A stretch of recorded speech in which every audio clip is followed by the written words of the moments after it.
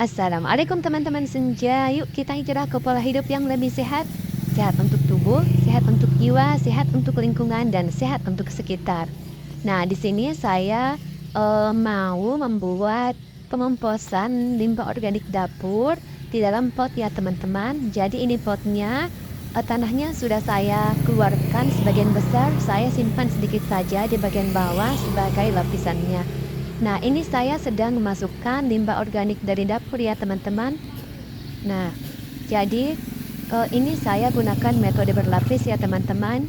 Jadi setelah tanah saya masukkan limbah organik dapur, terus nanti dilapiskan lagi dengan tanah, terus limbah organik ke dapur lagi, dan gitu seterusnya sampai dia penuh. Oke, ini saya sedang memasukkan limbah organik dapurnya ya teman-teman. Jadi pengomposan ini juga baik dan sangat sehat untuk lingkungan. Kenapa? Karena dengan begini limbah organik dan limbah non-organik bisa terpisah. Jadi dia tidak menimbulkan lagi gas metan yang beracun atau tidak baik untuk tubuh teman-teman ya. Nah ini dia, saya sedang memasukkan lapisan tanah lagi ke atas limbah organik dapurnya teman-teman.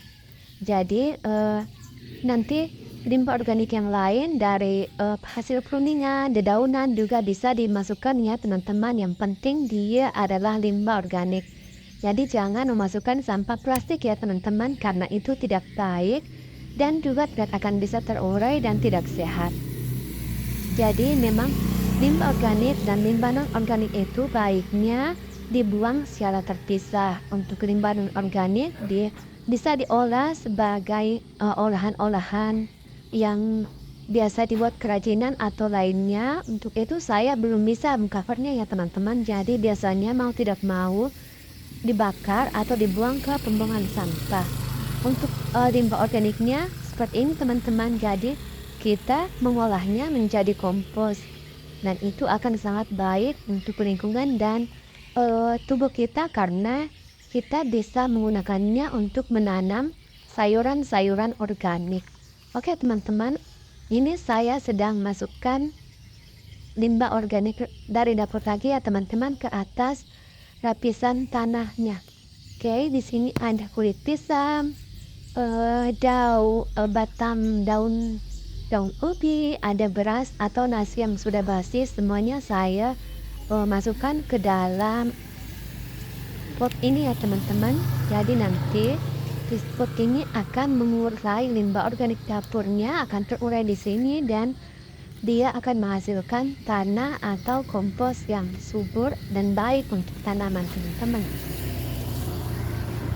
Oke, nah ini dia, saya masukkan lagi lapisan tanahnya ya teman-teman.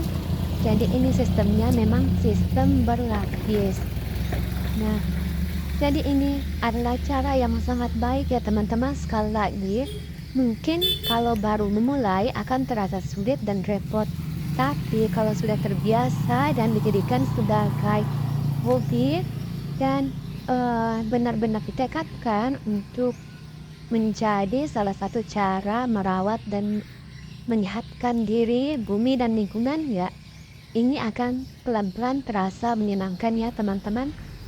Memang di awalnya mungkin akan terasa berat, tapi kalau sudah dimulai dan jadikan kebiasaan, ini justru akan menjadi sangat menyenangkan dan menjadi metode healing yang baik untuk tubuh. Karena kalau kita sudah senang melakukannya, maka kita akan merasakan ketenangan kalau kita sedang beraktivitas seperti ini teman-teman. Nah oke, ini saya masih sementara masukkan limbah. Saya sementara masukkan tanahnya ya teman-teman untuk menutupi lapisan limbah organik dapurnya tadi. Jadi ini kita ratakan ya teman-teman. Nah ini saya masukkan lagi limbah organik terakhir yang saya ambil dari dapur. Dia basah ya teman-teman, agak berair karena ini yang terakhir, jadi saya langsung tuang saja. Oke. Tuh ada cangkang telur juga, boleh ya teman-teman dimasukkan saja.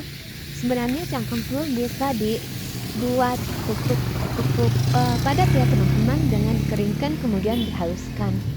Oke, ini saya masukkan juga rumput-rumput yang saya cabut dari karangan rumah teman-teman. Nah sekarang saya masukkan lagi tanahnya ya teman-teman, lapisan tanahnya.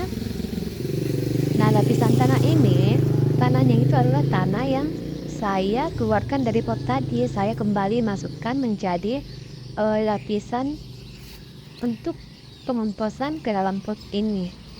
Jadi nanti setelah komposnya jadi, kemudian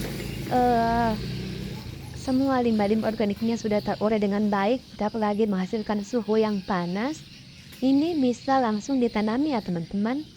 Kalau di pot seperti ini tidak harus menunggu limbah organiknya benar-benar terurai sempurna, yang penting dia sudah tidak menghasilkan panas. Mungkin sekitar 2 atau 3 pekan sudah bisa ditanami ya teman-teman. Jadi dia bisa menjadi cara yang lebih cepat untuk menghasilkan tanah yang subur. Oke, ini lapisan organik yang terakhir. Sampel yang terakhir saya memasukkan hasil pruningan daun bunga rosella. Nah ini dia. Jadi daun-daun bunga rosellanya kan rimbun, terus ada juga yang sudah mengering. Saya pruning dan saya masukkan ke dalam pengomposan di pot ini. Nah ini lapisan tanah terakhir saya masukkan karena potnya sudah mau penuh ya teman-teman. Jadi ini adalah lapisan tanah yang terakhir. Oke, saya masukkan dulu tanahnya.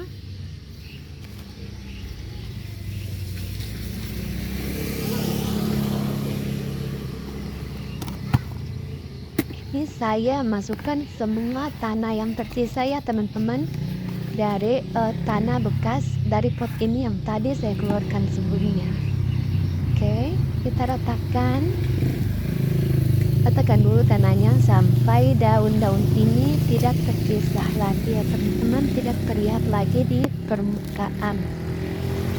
Nah setelah nanti ini tanahnya tertutup sempurna, bisa langsung disiram dengan campuran N4 dan gula beserta air seperti yang pernah saya contohkan di video pengomposan sebelumnya ya teman-teman. Boleh juga sebenarnya tidak disiram, tapi akan lebih cepat kalau disiram.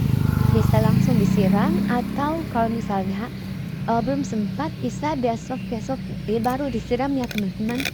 Tapi ini nanti saya tidak langsung menyiram ya teman-teman, karena saya sepertinya tidak sempat karena matahari sekarang sudah lumayan terik dan panas ya teman-teman. Jadi mungkin saya akan menyiramnya dengan campuran M4 di esok hari atau hari berikutnya. Nah ini tinggal ditutup ya teman-teman supaya dekomposisinya terjadi dengan baik. Terima kasih. Assalamualaikum.